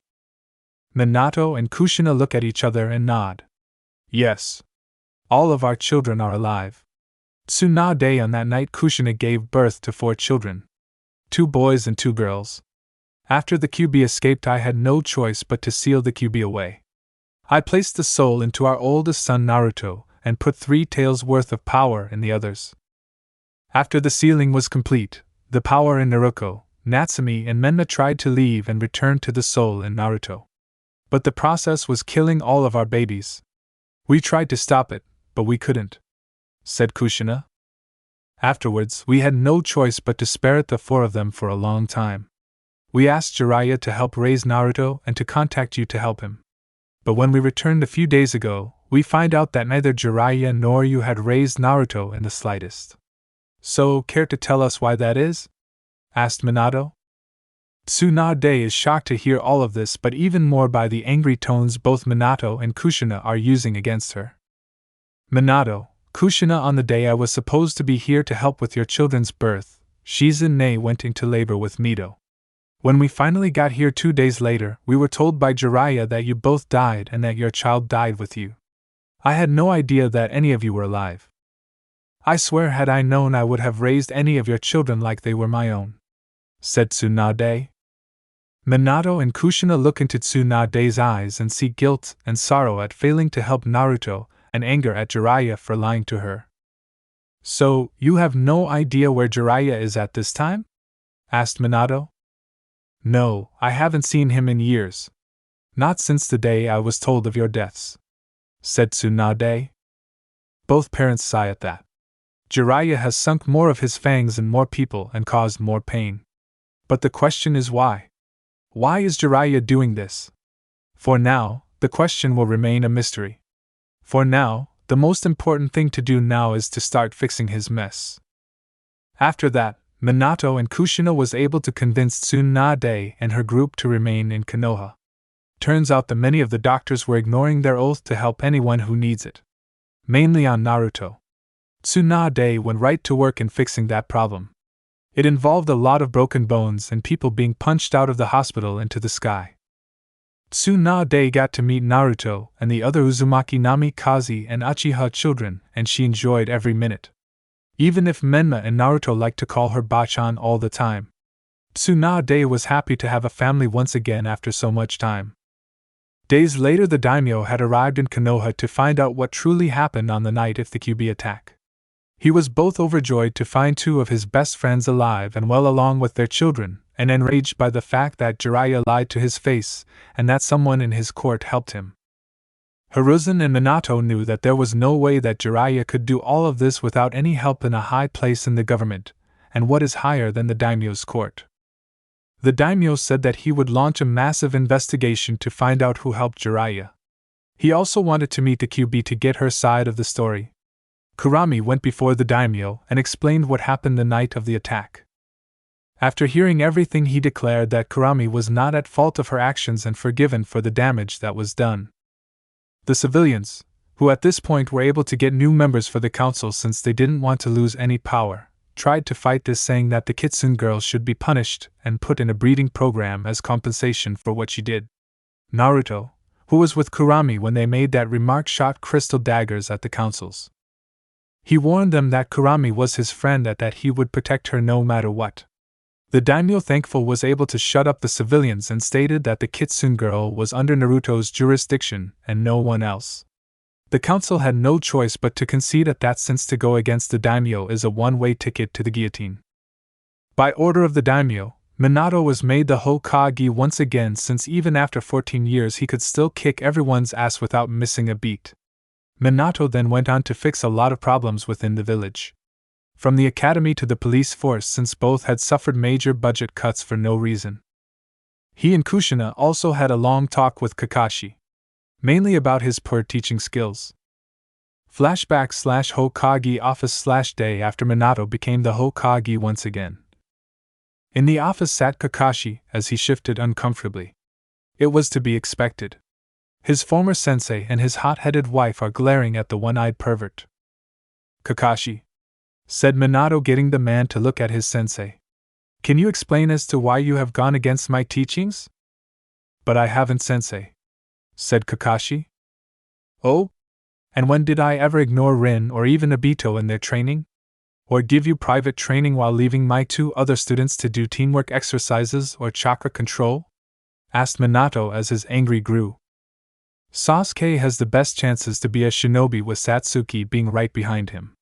Sakura is just a bookworm that can't put anything into action, said Kakashi as he tries to defend his actions. And what about Naruto-chan? What about him? Asked Kushina with gritted teeth. Kakashi looks at Kushina with his one eye and sees that she is just one word away from punching him. Sighing since it was just a matter of time, he spoke up. Naruto has no skill in being a ninja. He may be your son, but he has none of your skills. He is a shame to the both of you, said Kakashi. Not a second later he was punched, but not by Kushina but by Minato. Kakashi looks at his sensei with a wide eye. That is a load of bullshit, and you know it. I read the reports about Naruto, both from his academy days and the mission he just came back on. Naruto was sabotaged in the academy his entire time there. And it was thanks to Naruto that the wave mission was a success. He was able to convince Zabuza to help you to kill Gato and free Wave from his tyranny. And it is thanks to Naruto that the Bridge Builders family is still alive, since you decided to leave them without anyone to look after them. The only reason they are alive right now was because Naruto left a small army of shadow clones to guard the Builder's house. And afterwards you tried to make it look at Sasuke was the one who did all of that, said Minato. But sensei, said Kakashi. Be silent, roared Minato. Kakashi fell to the ground from the killer intent coming off both Kushina and Minato at this point. I am appalled and enraged at what you have done, Kakashi. You had not 1 but 4 students in Sasuke, Sakura, Satsuki and Naruto. 2 of which are my children, and you decide that only Sasuke is worthy of your time. As of right now you are no longer the sensei of Team 7. And due to his own psychological problems Sasuke is also off the team and put in the reserves. You are to leave the members of Team 7 alone, Kakashi. Should you do anything against them I will have your Sharingan removed from your skull. Now get out, said Minato. Kakashi can do nothing but nod his head and leave the room. But as he does, he can't help but blame Naruto for all of this. Damn demon! This isn't right. Sensei wasn't supposed to come back for a few more months. By then Naruto would have been broken to the point that Sensei would have had to kill him and drag the QB into hell. I need to inform Jiraiya-sama about all of this. I do hope Danzo-sama has another plan for all of this, thought Kakashi as he leaves. After Kakashi leaves, Kushina speaks to Minato. You think he is with Jiraiya? Kushina asks. Not doubt. But with no proof we can hold him. No doubt he has some way of contacting Jiraiya. How long until the seals are in place around the village? Asked Minato. A few more days. Thankfully, Naruto is a quick study in the art of Fuinjutsu. With his help along with Menma, Naruko and Natsumi we will have the alert seals all around the village. There will be no way that Jiraiya or anyone else will get into or out of the village undetected, said Kushina with a smile on her face. Minato also smiled at his wife. Ever since the family got back together, they had spent almost every minute with each other, all 3 sides of the family from the Uzumaki to the Uchiha and the Senju. Good. When the field is up, we will have an edge over Jiraiya and anyone who is with him, said Minato. I agree. So, what are you going to do with Team 7 and our children? Asked Kushina. Minato smirks a bit at his wife. He then takes out a few folders. I have a few ideas. The folders have the pictures of Naruto, Menma, Naruko, Natsumi, Sakura, Satsuki, Mito and Haku on them along with Obito and Rin as well. Flashback over. After that Team 7 was reworked. Naruto and Sasuke were removed from the team while Mito were put on as a new teammate. It took a lot of convincing from Minato, Kushina, Shizune and Mito herself, but they were able to convince Tsunade to let Mito join Team 7. Team 7's new sensei is Rin Uchiha, and so far, she had been a better teacher than Kakashi. Menma, Naruko and Natsumi made up the new Team 11 with Obito as their sensei. While they were trained by their parents, they also needed others to give them new materials to work with. Plus, unlike Kakashi, Obito actually wanted to teach a team mainly Naruto's, but the civilians wouldn't let him since he would actually make Naruto stronger. While Naruto and Haku make up the incomplete Team 12 with Kushina as their sensei. The only reason they don't have Kurami as a teammate is due to a technicality. Since she is a Biju and not a ninja, she can't be considered a teammate, so they are short one member until they can find one. Training Ground 44/3 days later. Right now, Teams 7, 11 and 12 are in a massive free-for-all. With jutsus and all manner of powers going off. Menma was using his father's taijutsu style called the hummingbird style to fight off his brother, who is using his own taijutsu style from the Grimm summons called Breakpoint. The hummingbird uses fast movements to weaken their opponents, while Breakpoint uses one's own strength to crush any defense of their enemies. While Haku and Kurami were fighting Naruto, Natsumi and Team 7 in a tag team with ice and fire flying through the air from them. While chakra chains and many other jutsus being fired off by the Uzumaki girls and fire jutsus coming from Satsuki, while Sakura and Mito threw kunai and shuriken at their opponents. The fight was going on for a good hour with no side giving an inch. Naruto even used his dead bone pulse and crystal release on his brother to throw him for a loop.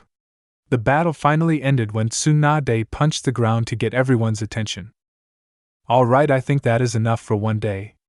I don't think the training ground can take much more punishment, said Tsunade. The students look around to see the damage that they caused. Craters, trees fallen over, and boulders are now pebbles and a few fires as well. Along with an entire armory of kunai and shuriken around the area. Damn. I think we overdid it, said Menma. Nah. I once saw a training ground turned into a crater by this one jonin in a matter of minutes.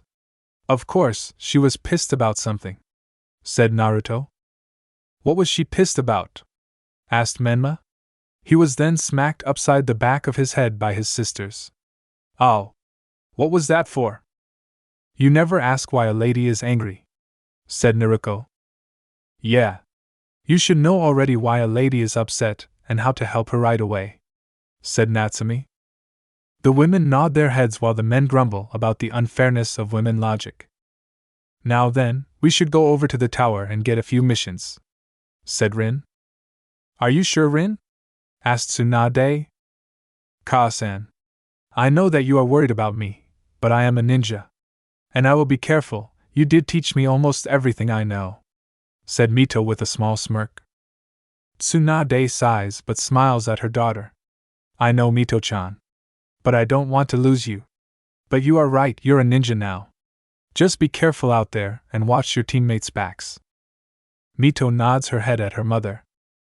So, how have you been, Naruto? It has been almost a week since we last saw each other, asked Sakura. I have been good. How are things at home? Asked Naruto with a bit of apprehension. Naruto knows that Sakura doesn't get along with her sister nor her mother anymore. Sakura sighs in annoyance. It's been bad. My mother has been a lot angrier and Sakura has not been helping. They are still angry that your father removed Sasuke from active duty. And I can see it in their eyes that they are not happy with me at all. Satsuki puts her hand on the pinkette. It's going to be okay, Sakura. Should you ever need it, we will help you, she said with a smile.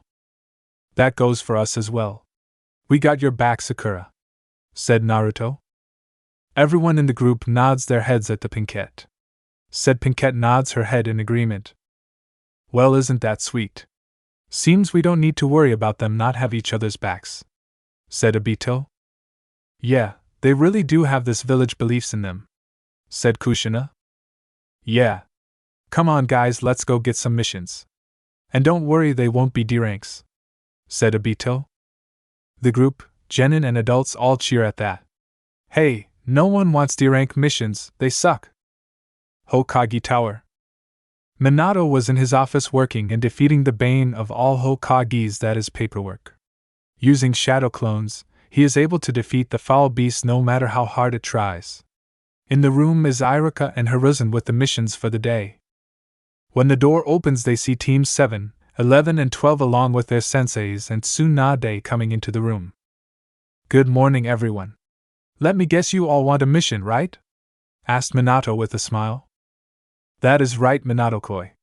Do you have any C-rank missions right now? Asked Kushina. Actually, we have 3 right now, said Irika. He takes out a few scrolls and gives them to Minato. Ah, yes. We have 2 escort missions and 1 extermination mission. One mission is to escort a messenger to a mine village that Fire Country was at treaty with.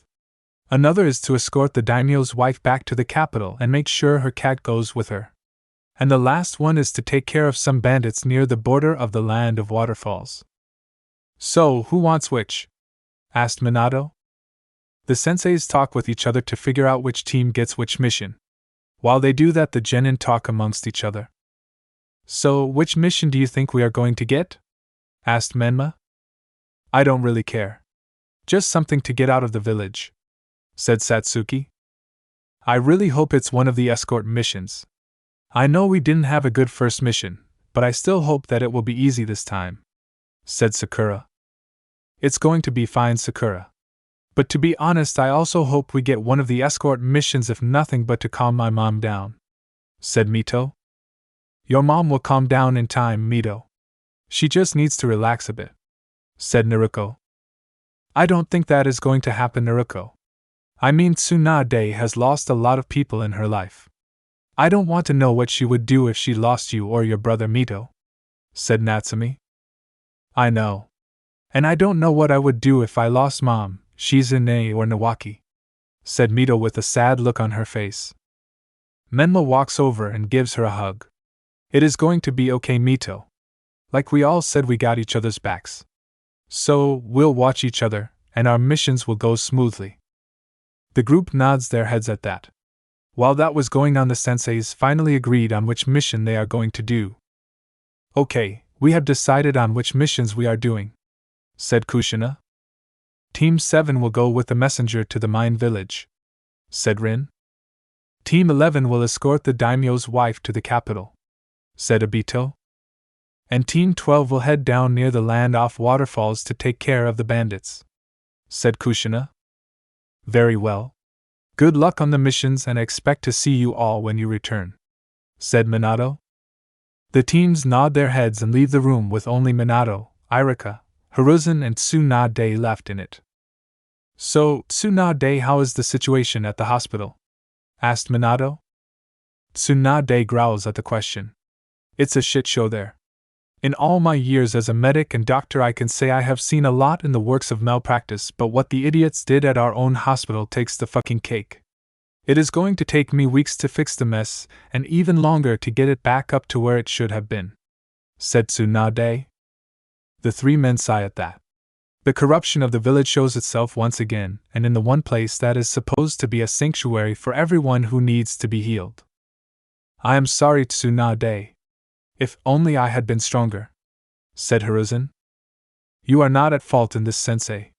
You should have stayed retired years ago. But thanks to Jiraiya, Minato and Kushina had to leave for years to protect their children. After that, the council had been taking too much power from you and you couldn't stop them, said Tsunade. I agree. Plus, there is something I wish to discuss with all of you, said Minato. What is it, Hokage-sama? Asked Irika. I went back and looked at my notes for the seal I used for the QB years ago.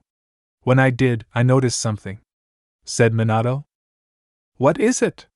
Asked Hiruzen. Someone tampered with my seal. Days before my children were born, said Minato. What? Yelled Tsunade, Hiruzen, and Irika. That is right. Someone altered the seal before I put it on my children. Once the seal was placed, no one, except for a god apparently, can modify or change the seal. But someone changed it before I used it. Somehow someone knew that Kurami was going to be released that night, and they modified the one seal I had that could seal her away. This is too much of a coincidence to be an accident, said Minato. I agree. But for what end? Asked Hiruzen. I have a theory on that.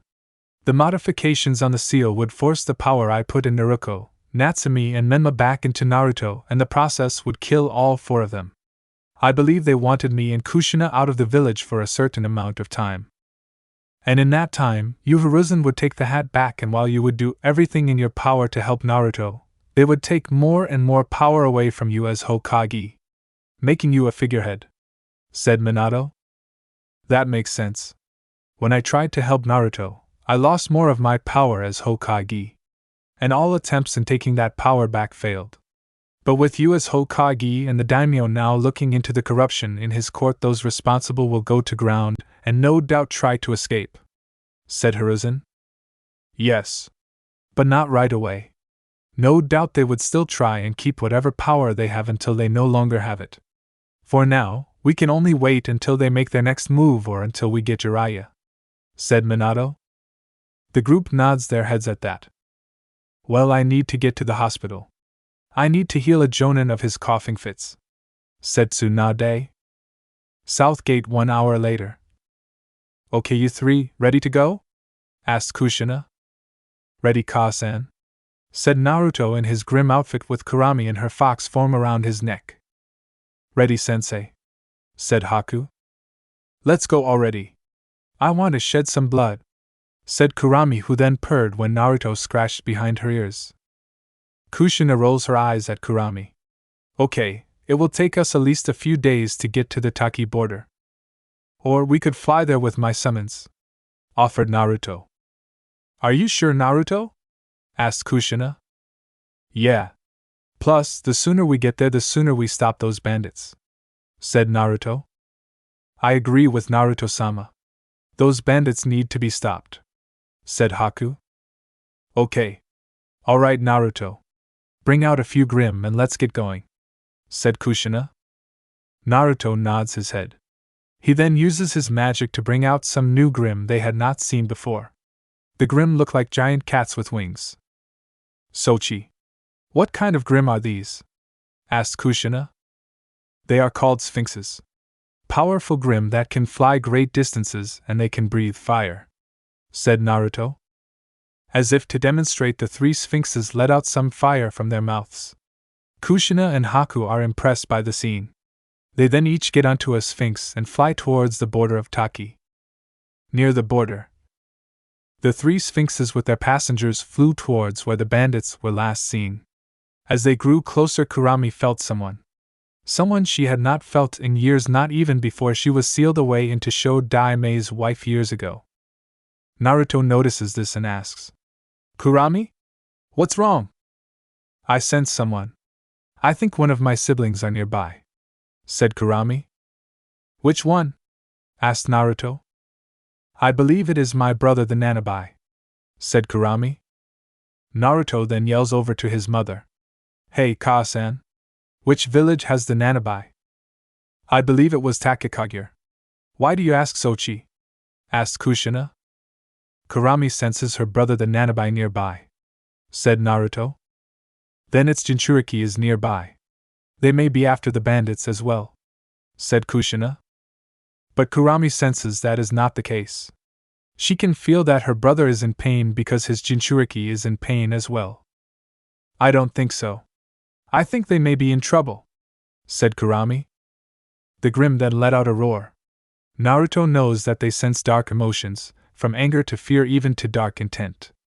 The Sphinxes must have found the bandits. The Grimm have found the bandits. And if the Nanabi's Jinchuriki is in pain, then they must be with the bandits.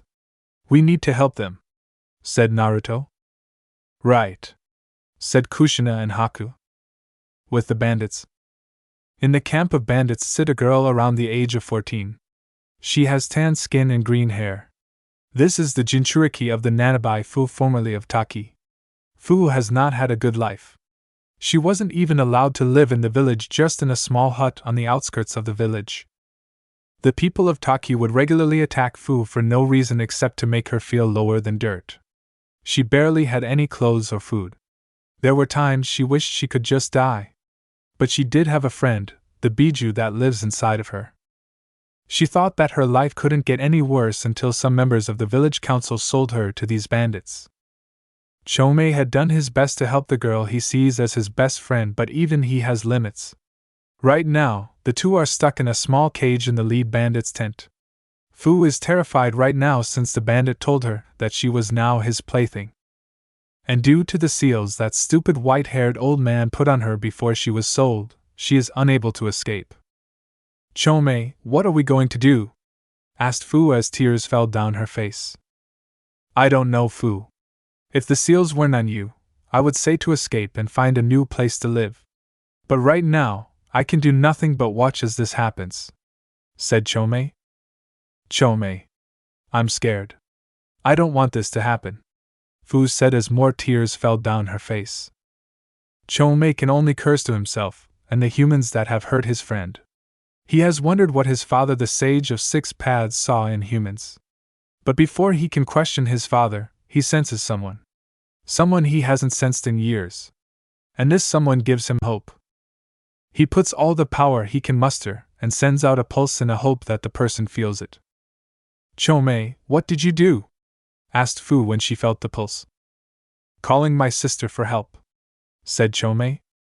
Before she can ask what he means, a massive roar shakes the ground. Rwby.